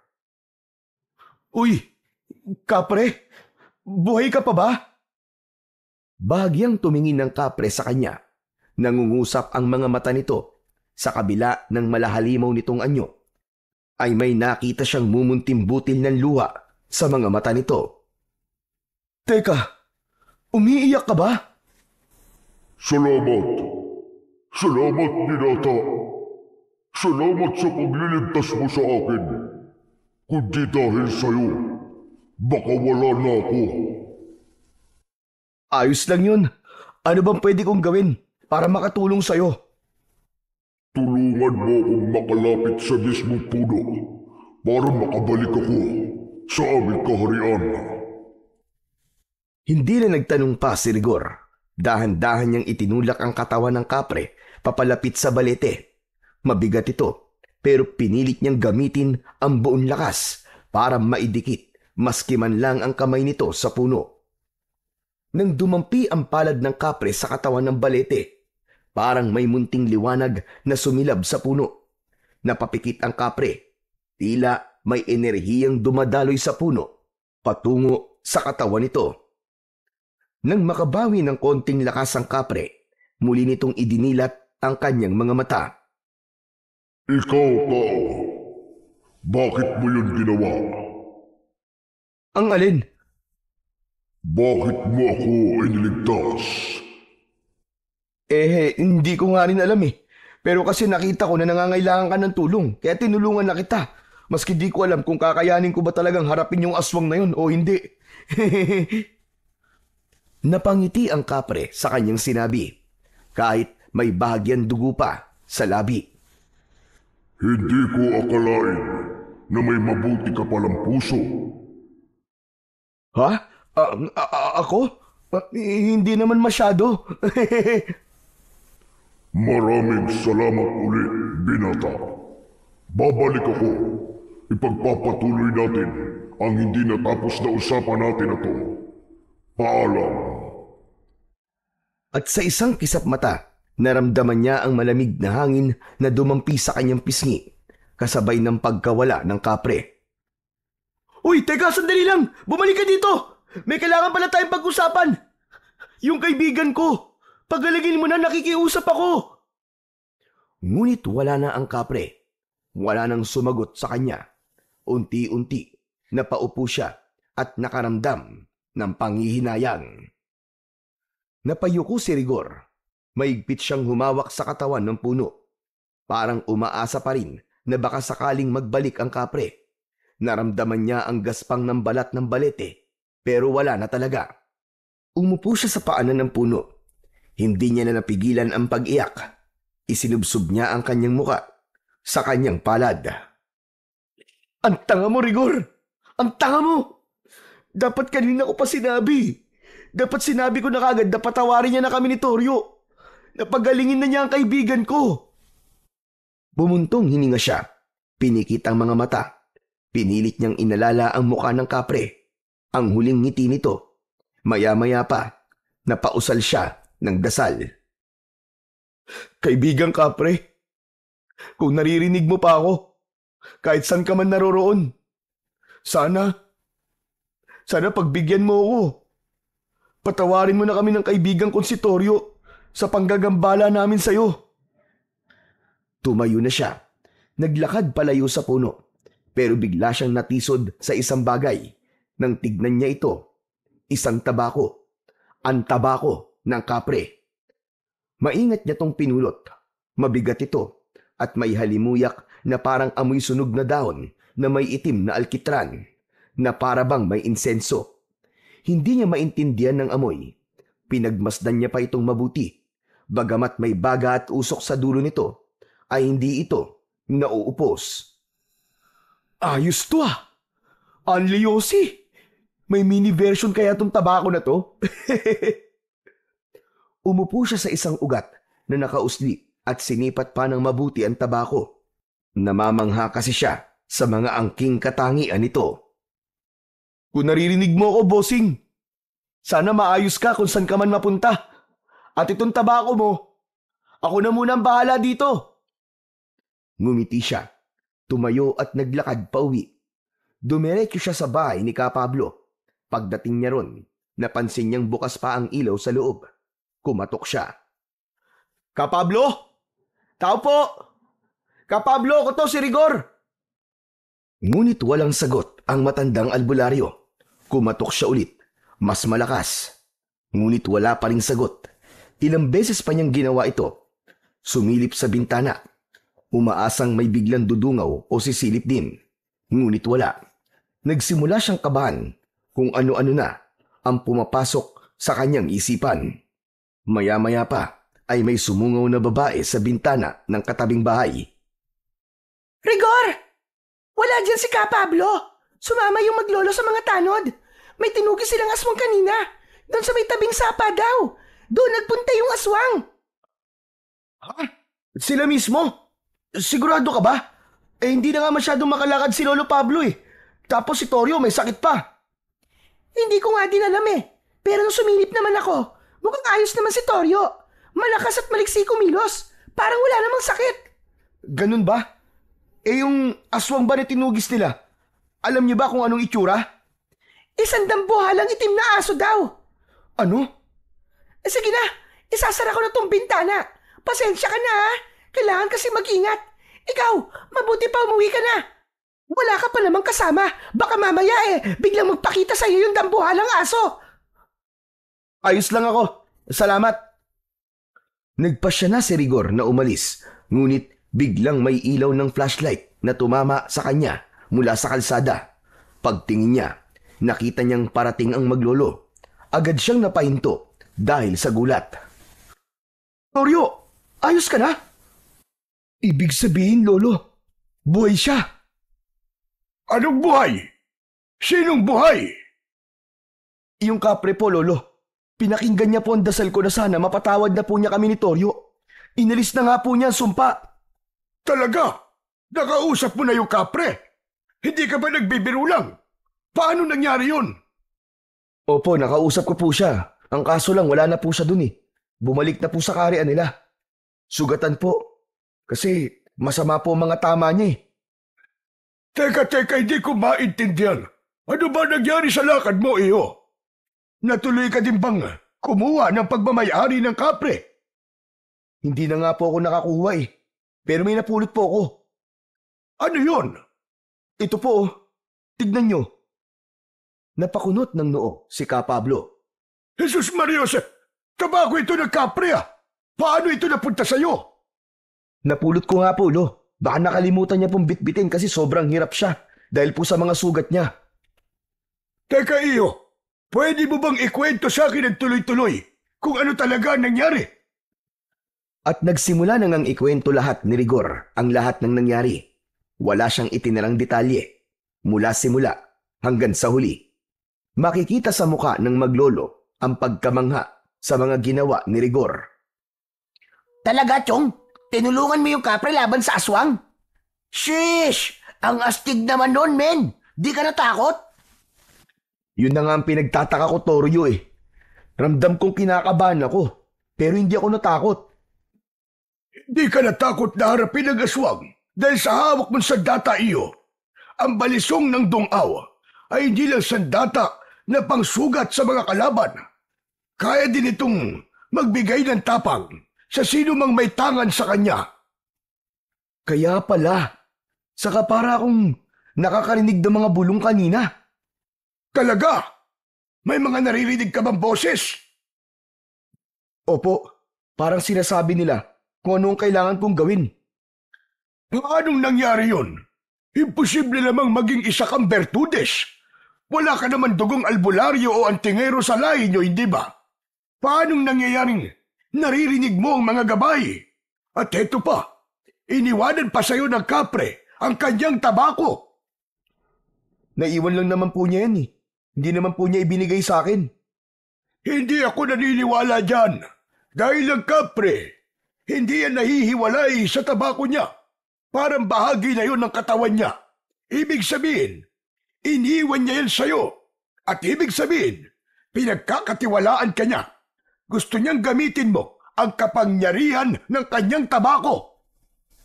Gusto kaya niyang gamitin ko yun laban sa aswang na nanakit sa kanya? Eksakto! At kung totoo ngang iniwan sa'yo ang tabako, ibig sabihin, ipinapasa na rin niya ang laban niya sa'yo. Ipinapasa ang laban? Naku, paano ko naman po gagawin yun? Hindi naman ako mandirigma eh. Hindi rin po ako katulad niyo. Oo, tambay ako, pero hindi naman ako nakikipagbasag ulo. Tapos ngayon, makikipaglaban ako sa gakalabaw na aso na yun? Pre, hindi ka naman nag-iisa sa laban na to eh. Sasamahan kita. Kami ni Lolo. Kailangan na natin tapusin ang aswang na yun bago pa makapambiktima dito sa baryo natin. Tama ang apo ko. Hindi ka namin pababayaan, Rigor. Tutuklasin natin ang kapangyarihan niya. At sa tingin niyo po kakayanin ko yun? Eh yung kapre nga po hindi kinaya eh. Para ako magpapakamatay nun, Lo. Kaya mo, Rigor. Maniwala ka lamang sa sarili mo. At saka hindi mo ba alam na iba ang epekto ng kapangyarihan ng tabako kapag tao na ang may gamit? Nagiging triple ang lakas nito. Ha? Talaga po? Sigurado po kayo, Lo? Hindi na nasagot ni Ka Pablo ang huling sinabi ni Rigor dahil may biglang kumalabog sa labas ng bahay. Nagkatinginan sila. Bumilis ang tibok ng dibdib ni Rigor habang si Ka Pablo naman ay dahan-dahang tumayo mula sa pagkakaupo. Dito lang kayo. Huwag mo na kayong lalabas. Lumapit ang matanda sa bintana at marahang sumilip sa labas. Tahimik. Masyadong tahimik ang paligid. Biglang may tunog na parang ungol ng isang galit na aso. Ka Pablo, ano pong meron? Hindi ulit sumagot ang matanda. Bagkus ay isinara na niya ang bintana. Saka mabilis na kinuha ang isang bote na may lamang pulang likido. Binuksan ito at isinaboy ang laman sa paligid ng pinto at bintana. Sabay bulong ng mga salitang hindi nila maintindihan. May narinig silang mga yapak at pagkatapos ay may kumalabog ulit. Sa pagkakataong ito, para bang sinadyang banggain ang dingding ng bahay. Napayuko si Ka Pablo, tumingin sa paligid at muling nagsaboy ng isa pang likido sa mga dingding. Maging alerto kayo! Nasa labas ang aswang! Napalunok si Rigor. Tumayo siya at napahawak sa kanyang balisong. Dinampot na rin niya ang tabako na nasa ibabaw ng mesa. Dahan-dahan siyang lumapit sa dingding. Pinakiramdaman ang labas. Pwede ko bang makita, Ka Pablo? Tumango ang matanda. Lumapit siya sa bintana at sumilip ng konti. Saglit siyang natigilan. Nakita niya ang isang malaking nilalang na parang aso.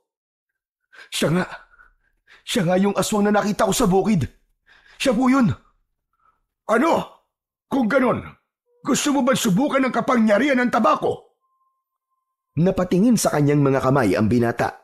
Sa kanan ay hawak niya ang balisong na dungaw at sa kabila naman ay ang tabako ng kapre. Agad niyang napansin na sa mismong oras na yon, parang kusang sumiklab ang dulo nito. Nagliyab kahit walang posporo o apoy. Nagsimula itong umusok at hindi ordinaryong usok ang lumabas. Kulay bughaw, paikot-ikot sa hangin, parang may sariling buhay. Kapablo! Ito na yon, Rigor. Huwag kang matakot. Hayaan mong gabayan ka ng tabako. Damhin mo ang presensya ng kapre. Hindi ka nag-iisa. Pumikit si Rigor sa kanyang isipan. Biglang sumulpot ang imahe ng punong tinayuan nila. At doon, sa lilim, nakatayo ang kapre. Sugatan pero nakangiti. Saka ito tumango. Marahang itinaas ang kamay na parabang pinapasa sa kanya ang isang tila bilog na liwanag. Nang abutin niya ang liwanag sa isip, agad na naramdaman niya ang biglang pag-init ng kanyang dibdib. Hindi masakit pero mabilis ang kabog nito. Dahan-dahan niyang iminulat ang kanyang mga mata. Naramdaman niya ang malamig na hangin na tumama sa kanyang muka. Ngunit ngayon ay may kakaibang pakiramdam. Ang usok mula sa tabako ay patuloy na umiikot, bumubuo ng isang manipis na bilog sa hangin. Nakuha mo na ang basbas. Ngayon ay pakinggan mo na ang paligid. Ramdam mo na ba? Tahimik si Rigor. Nakiramdam. Ang dating katahimikan ng gabi ay napalitan ng mumunting ingay. Mga galaw ng dahon, ang mababang ungol ng nilalang sa labas. Ang mga bulong ng mga kapitbahay na natatakot dahil sa presensya ng nilalang sa labas ng kanilang kubo. May mga kaluskos, mabigat at mabagal, pero papalayo. Lo, paalis na po siya. Sige, pakinggan mo. Sundan mo sa isipan mo kung saan siya papunta. Ginawa nga ni Rigor ang sinabi ng matandang albularyo. Muli niyang ipinikit ang kanyang mga mata hanggang sa nakarinig siya ng malalakas na pagsigaw. Tulong! Tulungan niyo ako! Diyos ko, may aswang sa bahay ko! Kina Barbie, doon po siya nagpunta. Toryo, tulungan natin si Barbie. Sige, tara! Agad silang nagtakbuhan palabas ng bahay. Mabilis na nakalayo ang dalawa, samantalang si Pablo ay sumunod na lamang.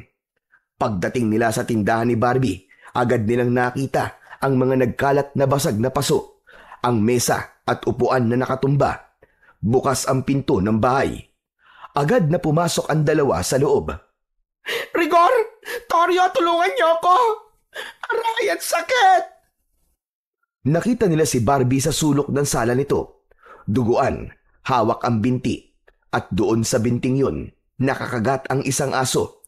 Karaniwan lang ang laki nito, pero mapula ang mga mata at may matutulis na pangil. Hindi na nagdalawang isip pa si Rigor. Mabilis siyang lumapit, hawak ang balisong, at sa isang iglap, sinaksak niya ito sa tagiliran. Agad na nabitiwan ng asong aswang ang binti ni Barbie. Umalulong ito ng malakas, ilang beses, at pagkatapos ay kumislot ang mga paa nito ng maras, at pagkatapos ay bigla itong tumigil. Patay na ang aswang. Ano? Ganun lang yun? Andali lang ah! Ako, salamat Rigor! Salamat talaga! Akala ko katapusan na ng beauty ko eh! Tinulungan nilang makaupo si Barbie sa sofa. Sakto namang dumating si Pablo at nakita niya ang nangyari. Tapos na! Opo, Lolo. Isang saksak lang. Patay na agad yung aswang. Mahinang nila lang naman pala yan eh. Aba, mahusay kung ganon. Ngayon ay wala na tayong problema dito sa baryo. Ay teka Barbie, nasugatan ka. Opo, nakagat po ako ng aswang. Sige, gagamutin natin ang mga sugat mo. Huwag kang mag-alala. Lumapit ang matanda, saka lumuhod sa harap ni Barbie. Inilabas din niya sa bulsa ang likidong ginamit din ito, pambasbas sa mga pinto at bintana ng bahay niya. Ano po yan, Pablo? Mula ito sa pinaghalo-halong halamang gamot. Mabisa ito kontra sa laso ng aswang. Tiisin mo lang. Medyo maapdi ito. Pakikiritin ito ang iyong sugat. Ibinuhos na ng matanda ang langis sa sugat. Napapikit si Barbie at napasinghap. Aray! Aray ko, Diyos ko, ang sakit! Ang init po! Ano po ba talaga yan? Chili oil? Ganyan talaga yan. Tiisin mo lang. Kasi ibig sabihin, umi-epekto na. Sinusunog na nito ang lason sa ugat mo. Meron ka bang gasa dito? O kaya malinis na tela. Itatali natin sa sugat mo. Meron po. Nasa medicine cabinet ko. Toryo, kunin mo sandali. Opo, sige po. Agad na tumayo si Toryo. Tahimik niyang kinuha ang gasa sa kabinet at mabilis na iniabot ito sa kanyang lolo. Maingat na tinanggap ito ng matandang albularyo at dahan-dahang binalutan ang sugat ni Barbie. Nang matapos, tinapik niya ang tuhod ni Barbie. Pagkatapos ng ilang sandali, tila nag-iba ang aura ni Barbie. Hindi na siya namumutla, hindi na rin nanginginig. O ayan, bukas baka mamaga pa yan. Pero huwag kang mag-alala. Hindi naman nakakalat ang lason. Nako, thank you po. Salamat talaga sa inyong lahat. Mabuti na lamang dumating kayo. Walang anuman, Barbie. Hindi ko akalain na sa panahong ganito, kayo pala ang maaasahan ko. Alam nyo na, kayo kasi yung sinasabi ng iba na lasinggero lang, mga sunog baga, tambay, walang silbi. Pero kayo ang tumulong sa akin. Maraming thank you talaga, ha? Hehehe, yun din nga ang akala ko Pero may pakinabang din pala kami, no? Di lang pala kami pang inuman, pang resbakan din. Wala yun, Barbie. Huwag mo nang isipin yun.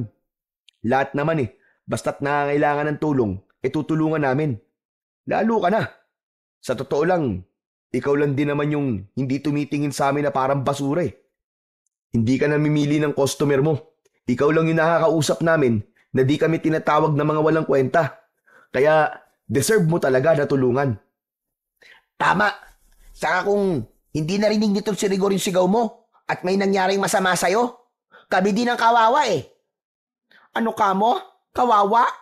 Bakit naman? Kapag namatay ka kasi, wala na kaming matatambayan at mauutangan. Ayan ha, bolahan na tayo ha. Ang mabuti pa, magkape kayo. May mainit na tubig doon sa termos. Magtimpla ka, Toryo. Ipagtimpla mo na rin si Lolo Pablo at si Rigor. Tapos, kumuha ka ng tinapay doon sa tindahan. Naku, wag na, Barbie. Huwag ka na mag-abala pa. Ay, hindi. Huwag yung tanggihan yung pakape ko, ha? Pasasalamat ko yun sa inyo. Sige na, Toryo, please. O siya, sige. Salamat. Ako nang bahala. Tahimik na ang bahay. Abala si Toryo sa kusina. Nagtitimpla ng kape. Sa sala naman, nakaupo si Barbie, Rigor at Ka Pablo. Nang masulyapan ni Rigor ang aswang na nakahandusay sa sahig, ay agad niya itong dinampot at itinapon sa labas ng bahay. Isinarado na niya ang pinto pagkatapos. Kampante na sila. Akala nila'y tapos na ang lahat. Akala nila ligtas na sila. Pero ilang saglit pa, narinig nila ang malakas na yabag sa labas. May mga parang umiikot-ikot sa loob ng bakuran. Maya-maya pa ay narinig na nila ang mga kalmot sa dingding. Parang may matutulis na kuko na humahagod sa kahoy. Mabilis, parang gigil na gigil. Sinundan pa ito ng mga ungol na punong-puno ng galit. Nagkatinginan sila Rigor, Ka Pablo at Barbie. Ano po yun? Mukhang hindi pa tapos. Mukhang may kasama yung aswang na napatay. Mukhang marami sila ha? Mga 3 o 5. Yun ang nararamdaman ko. Hindi po, Ka Pablo. Nagkakamali kayo. Marami talaga sila. Sobrang dami po nila. Biglang tumindi ang mga kaluskos sa labas ng bahay. Ang mga kuko ng mga nilalang ay kumakaskas sa dingding na parang gustong wasakin. At ang bubong ay tila gustong baklasin. Halos hindi na nila alam kung saan titingin sa puntong yun. Lalo pat sinasabayan nito ng malalakas na alulong ng aso. Napatigil si Rigor. Naramdaman niya ang bagyang pagninig ng kanyang mga kamay dahil sa tensyon. Hindi niya namalayan na nahit-hit niya ang sigarilyo na hawak. Bigla siyang napaatras at napaluhod. Dumilim ang kanyang paningin saglit. Napakapit ang binata. Nang muli siyang dumilat, ang mga mata niya ay naging pulang-pula at nanlilisik. Si Barbie at Ka Pablo ay parehong napatitig sa kanya. Rigor, ano nangyayari sa'yo? Aswang ka na ba? Hindi siya aswang, pero mukhang sumanib sa kanya ang mga katagian ng kapre. Nanatiling tahimik si Rigor, pero dama niya ang lakas na dumadaloy sa katawan niya. Ang paningin niya ay tumatagos sa mga dingding. Nakikita niya ang mga nilalang sa labas na umaaligid sa bahay. Nakita din niya na di lang sila ang sinasalakay ng mga aswang. Kapablo, ang mga kapitbahay natin, sinasalakay din sila ng mga aswang. Hindi lang po tayo. Biglang may nabutas na bintana. Huli na para sabuyan ito ng pananggalang ni Kapablo. Isang aswang ang agad na nakapasok. Agad silang naging alerto. Itinaas ni Rigor ang kamay, handang makipaglaban. Tumalon ang aswang papalapit kay Rigor. Handa siya nitong salakayin, ngunit naging mabilis ang kilos niya. Tinadyakan niya ito ng malakas hanggang sa mabangga ito sa pader ng bahay. Hindi na nakabangon pa. Agad niya itong sinundan at sinunggaban. Sinaksak sa dibdib gamit ang balisong. Nangisay ito sa sahig at hindi na muli pang gumalaw. Habang pinupunasan niya ang dugo sa talim, may isa pang aswang ang sumugod papunta kay Toryo. Nasaksak ito ni Toryo pero tumayo ulit ang nilalang at kinagat ang binata sa hita. Aray! Rigor! Lolo Pablo! Tulungan niyo ako! Nang makita ito ni Rigor, ay sinaksak ito ulit sa leeg. Tumilamsik ang itim na dugo at tuluyang bumagsak ang aswang. Grabe yun! Hindi pala sila tinatabla ng simpleng panalaksak lang. Hindi talaga. Pero Toryo, ang sugat mo. Ayos lang po, Lo. Malayo po to sa bituka. Hindi pwede. Heto, may kaunti pang natira sa langis. Buhusan mo nang mawala ang lason. Inihagis ng matanda ang bote ng langis sa apo. Agad niya naman itong binuhusan. Habang ginagawa yon, isa na namang aswang ang nakapasok at pinuntirya na naman ito si Toryo. Aba, teka lang! Huwag naman na ako! Kotang-kota na kayo sa akin, ah! Agad na iniharang ni Rigor ang kanyang katawan nang tumalon ng asong aswang palapit kay Toryo. Walang awa niya itong sinalubong ng saksak. At tulad ng mga naunang aswang, humandusay lang ang katawan ng mga ito sa sahig ng bahay ni Barbie. Pre, ayos ka lang ba? Oo, kaya ko pa. Tulungan mo ko. Madami sila. Kailangan ko ng kasamang lalaban. Iniabot ni Rigor kay Toryo ang balisong. Tinanggap naman ito ni Toryo. Tumayo at humanda sa laban. Sunod-sunod na pumasok ang mga aswang. Isa-isang tumalon sa bintana. Mabilis ang galaw ng mga ito. Pero mabilis din ang naging reaksyon ng dalawang magkaibigan. Walang sandatang hawak si Rigor, kundi ang sigarilyong nasa kanyang kamay. Ngunit nagagawa niyang pahinain ang mga aswang. Nababawasan ang kanilang enerhiya kapag nasusuntok o nasisipa sila ni Rigor. Habang pinapahina ni Rigor ang mga aswang sa pisikal na atake, si Toryo naman ang pumapatay sa mga ito. Kapag nakita niyang bumagal o nanlupaypay ang isang aswang, agad niya itong nilalapitan at sinusugatan sa leeg o sinasaksak sa puso. Nang matapos nilang patumbahin ang huling aswang, nagtama ang tingin ni Rigor at Toryo. Parehong pagod at hingal na hingal. Hindi pa tapos, pre. Yung mga kapitbahay natin, kailangan natin silang tulungan. Tumango si Toryo. Lumabas sila ng bahay. Narinig nila ang malalakas na sigawan. May ilang mga kababaryo na rin ang nagtatakbuhan at ang iba nilalapa na ng mga aswang. Nagulat sila sa bilis ng mga pangyayari. Ngunit wala na silang magagawa sa mga patay na, kundi ang bigyan sila ng hustisya. Pinatay nila ang bawat aswang na makasalubong sa labas. Si Rigor, gamit ang kakaibang paningin, ay natukoy kung saan ang pinakamaraming aswang. Dinala niya roon ang kaibigang si Toryo. Naiwan na si Barbie at Kapablo sa isang kwarto sa bahay ni Barbie at doon pansamantalang nagtago. Pinuntahan ng dalawang magkaibigan ang bahay ng isang pamilya na naiipit sa loob ng bahay. Pinaliligiran ng mga aswang ang kanilang tahanan. Mahigit sa 10 ang mga aswang na paulit-ulit na sumusubok sirain ang pinto. Tahimik na sumenya si Rigor kay Toryo na huminto muna. Itinaas niya ang hawak na tabako at itinapat sa kanyang bibig. Isinubo niya ito at humithit. Matagal, tila iniipon ng usok sa kanyang baga. Ilang segundo siyang hindi gumalaw. Pagkatapos ay dahan-dahan na ibinuga ang usok. Ang usok ay parang may sariling buhay. Papunta ito sa direksyon sa harap ng bahay ng pamilya. Pumwesto sa pinto at nagmistulang isang harang. Biglang nagsipag-atrasan ang mga aswang. Para bang may hindi nakikitang pader na pumigil sa kanila. Ang iba sa kanila ay umalulong at ang ilan naman ay tumakbo ng palayo. Tong, anong ginawa mo? Hindi ko rin alam eh. Basta may naririnig lang akong bulong sa isip ko na kailangan kong gawin yun. Kaya ginawa ko agad. Mukhang malakas ang kapangyarihan ng tabako na yan Tignan mo, takot na takot ang itsura ng mga aswang sa simpleng usok lang na nagawa mo. Kaya nga eh. O paano? Tapusin na natin ang laban. Ubusin natin ang mga aswang na yan. Muli nang hinarap ng dalawa ang mga halimaw. Hindi na sila nag-aksaya ng oras. Muling hinit-hit ni Rigor ang tabako at sa bawat pagbuga ng usok, tila nagkakaroon siya ng panibagong lakas. Ang kanyang pandama ay lalong tumatalas. Unang sumalakay ang tatlong aswang mula sa kanan. Mabilis ang kanilang galaw, parang aninong sumusulpot mula sa dilim. Ngunit agad silang sinasalubong ni Rigor. Tila agad na nitong nalalaman kung ano ang mga nangyayari at nababasa niya ang galaw ng bawat aswang. Sa isang iglap, nasuntok niya ang isa sa mga aswang. Humabol si Toryo at isinaksak ang balisong sa leeg ng pangalawa.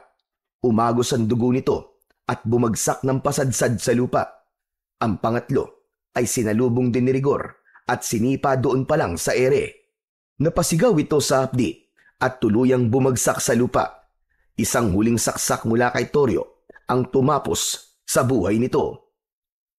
Pagod na ako. Kailangan na natin tapusin ang laban na to. Muling humithit si Rigor ng tabako at humigop ng mas malalim. Nang ibuga niya ang usok, diretso itong pumulupot sa mga aswang. Ang iba naman ay nagsimulang magsuka, nalason sa usok.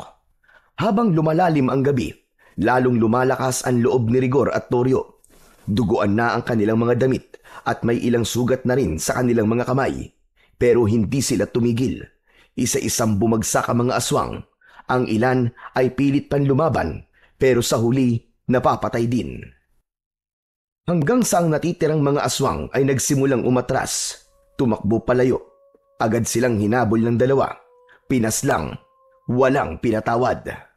Isa sa mga aswang ang nagtangkang magpalit ng anyo at nagpanggap na tao. Pero dahil sa taglay na malakas na pakiramdam at paningin ni Rigor, nalaman ito ang pagpapanggap. Nilapitan niya ito at tinapos. Pagkalipas ng halos ilang oras ng tuloy-tuloy na labanan, huminto na ang mga alulong. Tahimik na ang buong paligid. Nagkalat ang mga bangkay ng aswang sa paligid. Wala na. Wala na sila. Naubos na. Tapos na ang laban. Lumapit si Toryo. Hawak pa rin ang balisong. Kapwa sila hinihingal. Ang angas natin, Tol. Ang galing natin. Oo, ang galing mo, Toryo.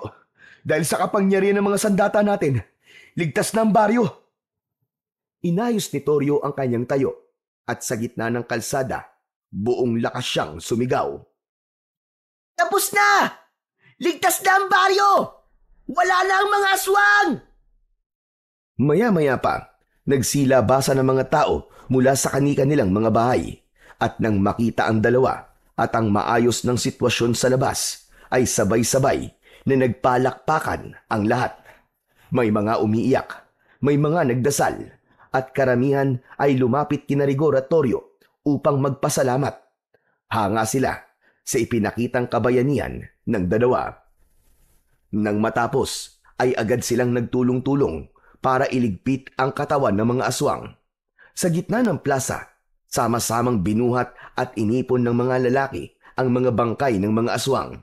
Binalot ito sa mga lumang tela, binuhusan ng gasolina at sabay-sabay nilang sinunog. Nang matapos ang lahat, nagpaalam na si Rigor at Toryo sa mga tao. Binalikan nila si Barbie at ka Pablo. Grabe! Kung nakita nyo lang, ang galing namin, Lolo. Napatay namin yung napakadaming aswang na sumalakay dito sa baryo. Grabe! Ganun ba talaga kadami yung mga aswang na yon? Diyos ko, Day! Wala man lang nakapansin sa atin na may mga nakapasok na palang ganun nila lang dito sa baryo. Kaya nga maging ako, hindi ko man lang napansin. Kakaiba silang kumilos. Masyadong maingat. Kaya hindi talaga sila napansin. Marami akong nakikitang mga bagong mukha nung nakaraang araw. Pero hindi ko naman akalain na mga aswang pala sila. Grabe, nakakasyokot. Buti na lang talaga, magaling kayong dalawa. At dahil dyan, ililibre ko na ang electric fan sa inyo kapag mag-iinom kayo dito sa tindahan ko. O diba? Perfect! Uy, ayos yun ah. Mapapasarap lalo ang inuman natin, pre. Granted na ang special request natin kay Barbie. Salamat Barbie Pero mukhang kailangan na namin magpaalam sa'yo. Ramdam ko ng pagod Inaantok na ako. Uy, antok ka na? Gusto nyo ba dito na lang kayo matulog? Ay nako, hindi na. Doon na lang kami sa bahay ng apo ko. Ako naman, uwi na muna ako sa bahay namin. Kailangan ko din masiguro kung ligtas ba ang pamilya ko. Kaya't nagpaalam na si Rigor.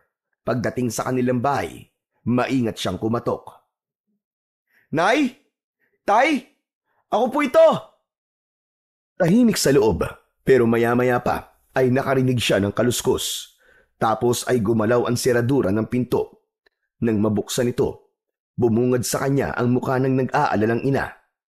Pumasok siya sa loob ng bahay at nakita niyang ligtas naman ang lahat. Nagpasalamat siya sa Diyos dahil walang masamang nangyari sa kanila sa kabila ng kaguluhang nangyari sa baryo. Sa wakas, nang masigurong maayos na ang lahat, natulog na ang binata, ngunit bigla siyang naalimpungatan nang makarinig ng isang tinig. Rigor! Nang imulat niyang maigi ang kanyang mga mata, ay nakita niya ang sarili niyang nasa gitna ng bukid. Nasa ilalim siya ng puno ng balete. Nasa harapan niya ang kapre. Wala na itong sugat at mukhang nanumbalik na ang dati nitong lakas. Mabuti naman at magaling ka na. Oo nga pala. Heto na ang tabako mo. Tulad ng pangako ko sa iyo dati, ibabalik ko sa iyo. Pero gusto ko pala magpasalamat kasi malaki na itulong ng bagay na to. Dahil dito ay nailigtas ko mga kababaryo namin laban sa pagsalakay ng mga aswang. Walang anuman, Rigor. Pero hindi ako nagpakita ngayon para kunin yan. Mula na mapasa kamay mo ang tabako, iyon na yan. Hindi mo na kailangan pang isuli sa akin. Ibinigay ko talaga sa iyo yan. Ngayon ay tapos na ako sa pagbabantay ng kayamanang yan. Ikaw ang karapat-dapat na maging bagong tagapangalaga. Napakunot ng noo si Rigor. Inabot niya pa rin ang tabako, ngunit itinulak ng kapre ang kamay niya pabalik. Ibig mo sabihin, akin na talaga to? Oo, ang mutya sa loob niya, gamitin mo ng tama. Marami ka pang matutuklasang kapangyarihan niya. Hanggat dalisay ang layunin mo, hindi ka pababayaan ng mutya. Tumango si Rigor at muling pinasalamatan ang kapre. Pagkatapos ay biglang dumilim ang paligid. Sa muling pagmulat niya, maliwanag na ang paligid. Maingay na rin sa labas. Ang mga tao, panay ang kwento ng mga nangyari. Hindi makapaniwala ang mga magulang ni Rigor na nagawang iligtas ng kanilang anak ang baryo. Bumangon na siya. Agad niyang kinuha ang tabako at dahan-dahang binuklat ito. At tama nga ang nasa kanyang panaginip. May pulang bato sa loob nun. Agad niya itong dinala kay Mang Pablo. Mutya nga ito. Pambihira. Isa ka talagang pinagpala. Gumawa sila ng kwintas at ginawang palamuti ang mutya. Isinabit ito sa leeg ni Rigor. Nang maisuot ito ng binata, Nakaramdam siya bigla ng kapayapaan. Parang nawala ang lahat ng bigat sa kanyang puso at katawan. Nagkaroon siya ng kakaibang sigla na hindi maipaliwanag. Uy pre, subukan mo kayang tumaya sa wedding. Di ba sabi nila, maswerte ang tabako ng kapre? Tignan natin kung effective ba talaga baski ang mutya na lang ang nasayo. Hehe, di ba? Galing naman dyan ang lakas mo. Baka dyan din galing ang swerte. Ano na naman bang kalokohan ang pinagsasasabi mo, Toryo, dito sa kaibigan mo? Pambihira itong batang ire. Amigil ka nga at baka mamaya dagukan kita. Si Lolo naman susubukan lang naman kung totoo eh. Anong sabi ng kapre? Gamitin ito sa maayos na paraan. Walang nagawa si Toryo. Nang kontray na siya ng kanyang lolo Pablo. Ngunit ng bandang hapon na, habang nakatambay ang dalawa sa tindahan ni Barbie, muling kinulit ni Toryo ang kaibigan. Sige na. Ang kulit nito.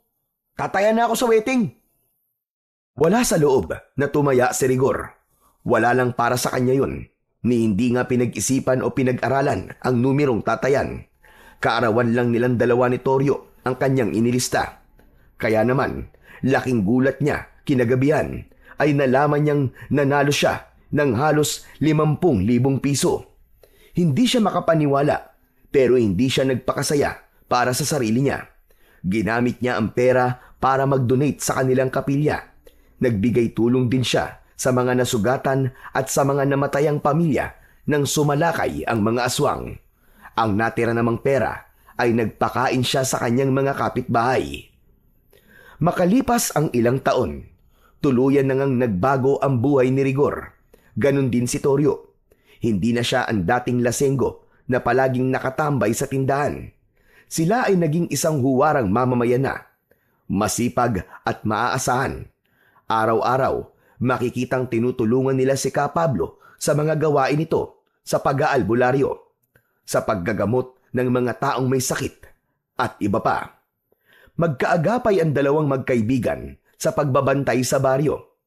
Hindi lang laban sa mga masasamang elemento, kundi pati na rin sa mga nilalang o tao na maaaring maghasik ng lagim sa baryo. Tuwing gabi, pinangungunahan nila ang pagroronda at pag-iikot sa lahat ng sulok. Kasama nila sa bawat pag-ikot ang ilang kabataang na-inspire sa kanilang kwento. Mga dating pasaway, pero ngayoy aktibong tanod na rin sa barangay. Tinuruan nila ang mga ito kung paano magbantay, maging disiplinado, at magmahal sa sariling lugar. Si Ka Pablo naman, bagamat may edad na, ay laging nasa likod nila bilang tagapayo at gabay. Tinitiyak ang kaligtasan ng lahat at upang hindi na maulit ang pagsalakay ng mga aswang. At dahil sa pagsisikap nilang lahat at pagtutulungan, ang baryo ay unti-unting naging mas maayos, mas tahimik at mas ligtas. So yun na nga po mga idol. Sana po ay nagustuhan nyo ang ating kwento sa araw na ito. Ngayon naman po ay dumako na po tayo sa inyong pinaka-nire-request at pinaka-hinihintay na shoutout portion. Ano pa pong hinihintay natin? Ito na po. Shoutout po at maraming salamat, Christy Odiña from San Jose, Belmonte, Bulacan. Shoutout po, Morales Alma, maraming salamat po sa inyong pakikinig. Shoutout po, Roslyn Libatan, maraming salamat po. Shoutout po, Marilyn Mikua from Singapore. Shoutout po, Salvador Vlog from San Juan City. Shoutout po, Banji Daging from Baybay Leyte. Shoutout po, Risa Palulan from Singapore. Shoutout po, Rosalie Royo, maraming salamat po sa inyong walang sawang suporta at pakikinig. Shoutout po, CJ Apolonio from Nueva Vizcaya. Maraming salamat po sa inyo dyan sa Nueva Vizcaya. Shoutout po, Bingbing Susaya. Shoutout daw sa mga magtutubig. Maraming salamat po. Enjoy po kayo sa araw-araw. Shoutout po, Mark Dane Salgado. Shoutout po, Tingo Mahinay. Shoutout po, AJ Ibanez. Maraming salamat po. Shoutout po, June Mark Balog. Rani Galana from San Rafael, Bulacan. Yan Real, Romeo Rivera from Manila. Shoutout po at maraming salamat Daisy Quintos. Pinapa-shoutout din po niya Quintos Family, Sabiano Camarin, Caloocan. Shoutout po Eugene Omingo from Tanay Rizal. Hello po sa inyan sa mga taga Rizal. Shoutout po Maring Tess from Kabangkalan, Negros Occidental. At syempre, last but not the least, shoutout po Che Jane Gregorio from Malaysia. Muli po, maraming salamat po sa inyong lahat sa walang sawang suporta at pakikinig ng mga kwentong aswang at katatakutan sa aking munting channel na The Voice Addict at Apong Isaac. Hanggang sa susunod pa pong kwento na magpapatindig ng inyong mga balahibo mula sa mundo ng kababalaghan.